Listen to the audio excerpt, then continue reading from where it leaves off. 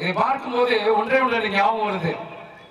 அழகா இருக்கிறதுனால விரும்புறோமா, இல்ல விரும்புறதுனால அந்த பொருள் அழகா இருக்கா?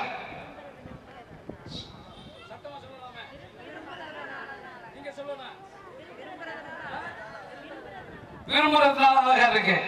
சரியா சொல்லியிருக்காங்கன்னு நினைக்கிறேன். அல்லேலூயா. இங்க இந்த மேடையில இருக்கிற எல்லா பரிசுத்தவான்களையும் யார் அழகா இருக்கான்னு உங்களால சொல்ல முடியுமா?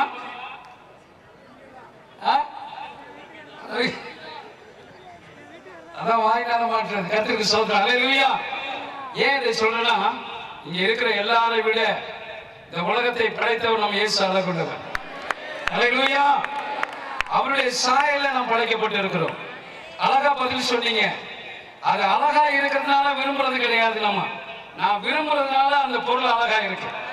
அல்லேலூயா. இன்றைக்கு அந்த இயேசுவை நீங்களும் நானும் விரும்புவோம் என்று சொன்னால் நம்முடைய வாழ்க்கை அழகா இருக்கும். அல்லேலூயா.